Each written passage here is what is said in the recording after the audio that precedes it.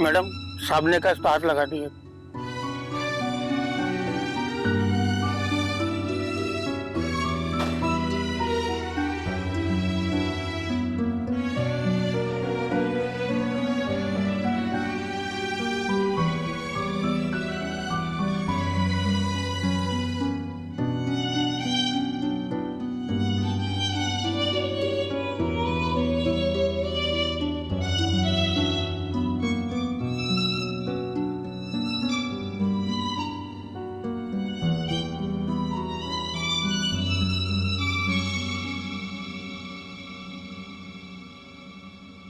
क्या हुआ बेटा?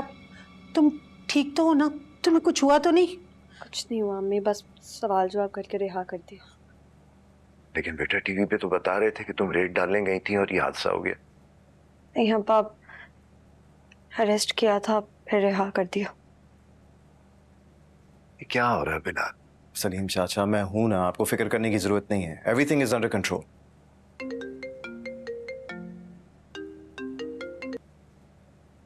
बोले ईमान, बोले। शुक्र है तुम ठीक हो। आपको तो दुख हो रहा होगा ना? अगर दुख होता तो तुम्हारी सलामती पर बकरे वारता।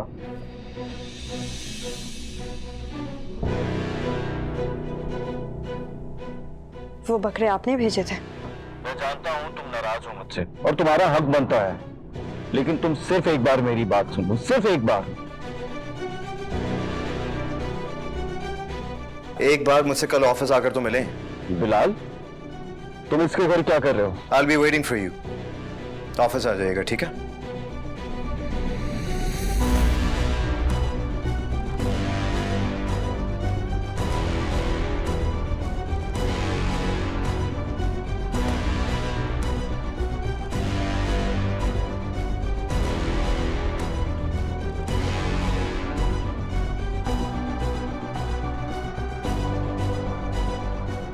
बेटा, बेटा इसका नंबर ब्लॉक कर दो। ब्लॉक करने की जरूरत नहीं है, किसी और नंबर से कॉल आ जाएगी। बस आप रिसीव ही मत कीजिएगा, ठीक है?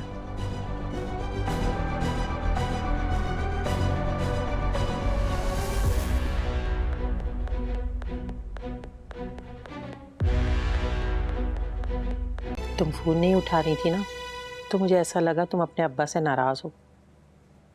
मैं अब्बा से कैसे नाराज हो सकती हूँ अम्मी? क्योंकि बेटा मैंने जाने से पहले तुम्हें डांटा था ना, तो तुम्हारी अम्मी को लगा कि तुम शायद नाराज हो गई। आपने जो कुछ मेरे लिए सहा है अब्बा, उसके बदले आपकी डांट तो क्या, मैं आप पर अपना कत्ल भी माफ कर दूं। अरे नहीं, कैसी बातें कर रही हो बेटा? ठीक कह रही हूँ अम्मी। मैं हमेशा अब्बा के लिए आजमाइश बनी हूँ, कभी सुकून ही नहीं दिया अपने बाप को। सुकून तो मेरे दिल में तभी आ गया था बेटा,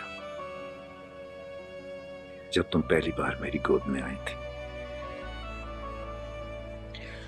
आपको पता है अब्बा, मुझे ऐसा लगता है कि ज़माना जाहिलियत में लोग मेरी जैसी बेटियां पैदा होने के डर से उन्हें पैदा होते ही जिंदा दफना देते होंगे। उन्हें यह अंदाजा नहीं था कि बेटियां तुम जैसी भी होती हैं, जो बड़े होकर जिंदगी के हर इम्तिहान, हर आजमाइश से सुरखरू होकर निकलती हैं।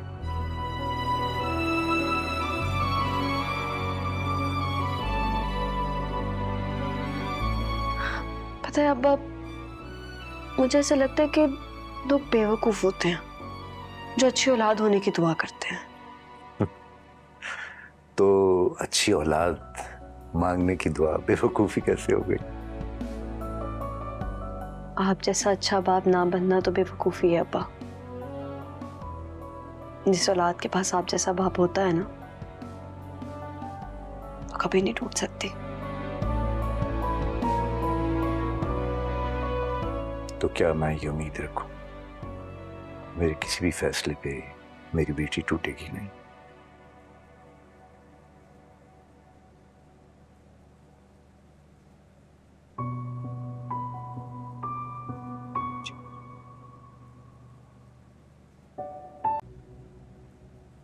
ऐसी भी क्या जल्दी थी कि सुबह तक का इंतजार नहीं कर सके आप? मैंने सोचा बात पर्सनल है तो पर्सनली मिलकर सॉर्ट आउट कर लेते हैं। आपके और मेरे दरमियान कुछ भी पर्सनल नहीं है।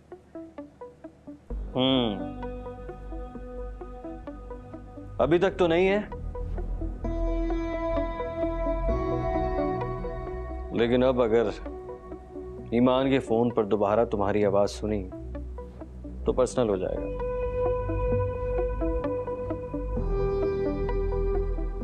तुम्हें जो चाहिए वो ले लो। जो चाहिए? तुम्हारा हिस्सा, प्रॉपर्टी, कैश, जो भी तुम्हारा बनता है मैं देने के लिए तैयार हूं, ले लो। मेरा जो कुछ भी बनता है उसके लिए आपका तैयार होना शर्त नहीं है, वो तो मैं वैसे भी ले सकता हूं। और क्या चाहिए?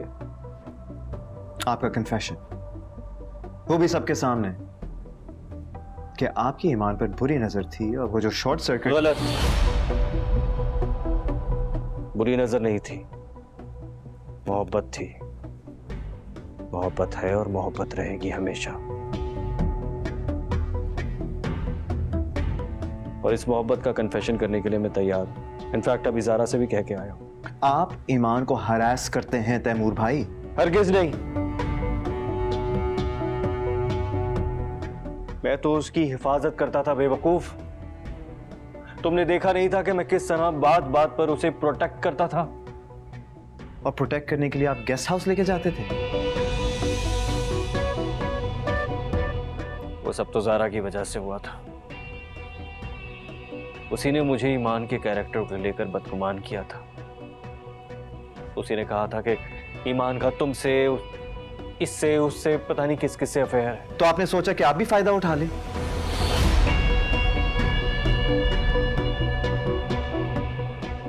मतलब अगर एक लड़की का कैरेक्टर खराब है तो मर्द पे हैवानियत हलाल हो जाती है? हैवानियत नहीं थी वो,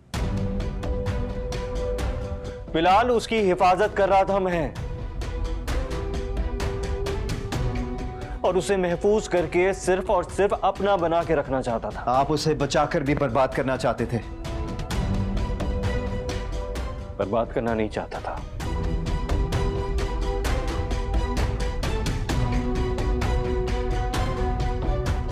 मोहब्बत हो गई थी उससे। क्या करता? क्या करता? खुद पर कंट्रोल करते। शादीशुदा थे आप।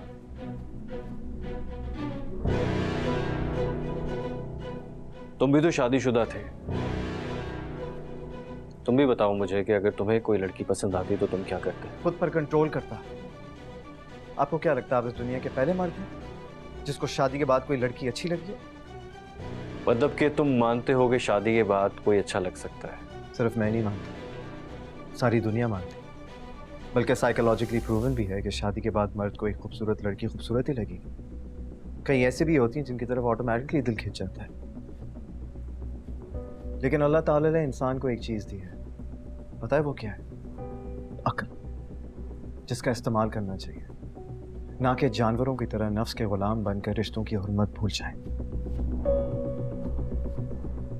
ये सब तुम इसलिए कह रहे हो ना कि मैं तुम्हारी बहन का शौहर हूं? नहीं, मैं ये सिर्फ इसलिए कह रहा हूं क्योंकि मैं ईमान का होने वाला शौहर हूं। अच्छा, तो ईमान पर तुम्हारी भी नजर पहले से थी। ऐसा तो नहीं होगा बिलाल, ऐसा मैं होने नहीं दूंगा। ईमान को मैं किसी का होने नहीं दूंगा। बेहतर यह है कि शराफत से पीछे हट जाऊं, वरना क्या?